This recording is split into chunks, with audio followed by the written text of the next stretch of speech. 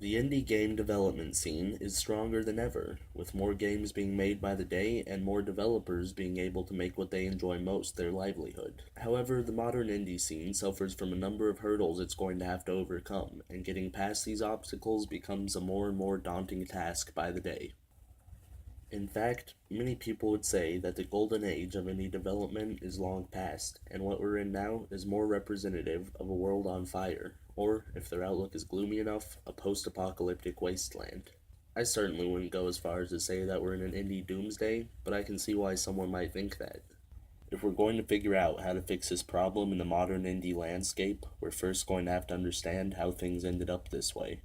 Indie development wasn't always the booming industry we all know and love today.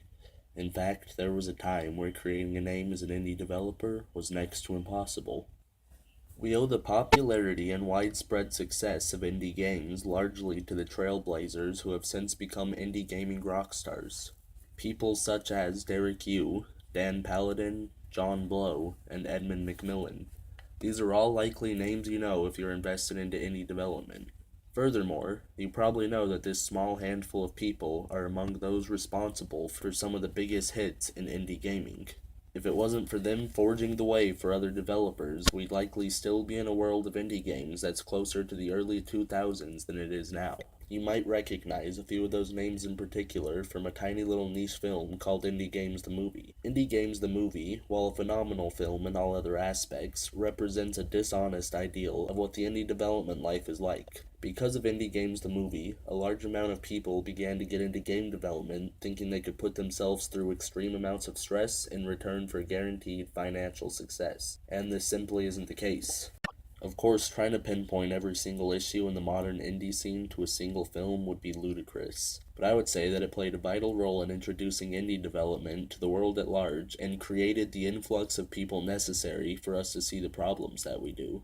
Regardless of the movie, this new crusade of indie developers wouldn't have been made possible if it wasn't for the easy-to-pick-up engines such as Unity and GameMaker that wouldn't have been around if it wasn't for Flash paving the way earlier on.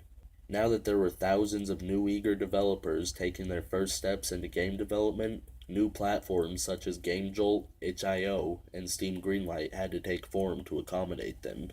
And herein lies the problem in today's industry. While these platforms were good solutions for the initial influx of developers, they simply haven't evolved to keep up while more and more people are getting into game development every single day. The way the site presents and recommends games to players is archaic and rarely, if ever, hits its mark.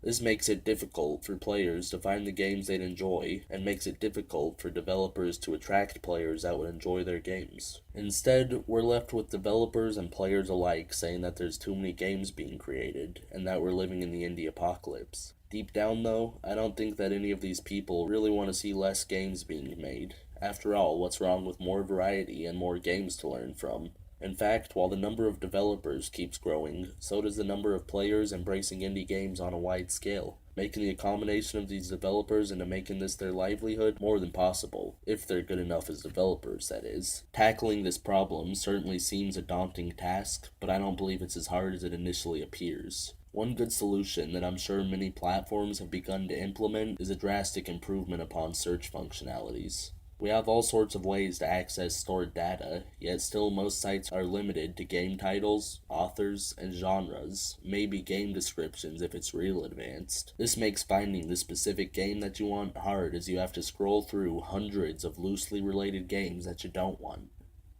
One key search functionality that would drastically help players in their quest for good games is being able to search for words that are mentioned in reviews or comments a lot. Say you want a game that's story-centric. Rather than digging through hundreds of games that might have a good story to find that diamond in the rough, you could simply search for games that players comment about the story on a lot. Of course, it's not a foolproof system, but I think it would go a long way. Accurately recommending games that a player might like is a whole different challenge in of itself, though. Players' taste in games can be as varied as someone's taste in music.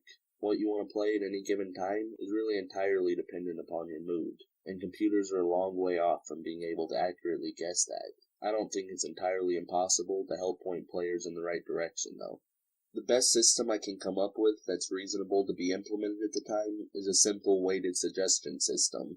It would look at games that you've given positive feedback to, look at the reason that you were seeking that game out in the first place, and match it to a database and recommend games that other players with similar tastes have reacted positively to.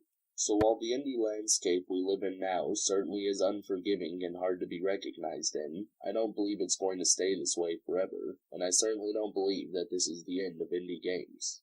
In fact, the distinction between indie and AAA titles seems to be fading with time, and for better or worse, there'll come a day where that divide hardly exists. While there will always be teams out there working tirelessly to create games out of pure passion and sadly not getting the recognition that they deserve, there will also always be teams doing the same that manage to push their way into the spotlight and make indie development their job.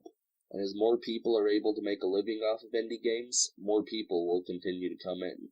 I hope you enjoyed this look into the modern-day indie scene and some problems that need to be solved before we can take the next leap forward. If you enjoyed the video, make sure to like and subscribe to support the channel, and if you're feeling generous, check out my Patreon page as well. I'll see you guys in the next one.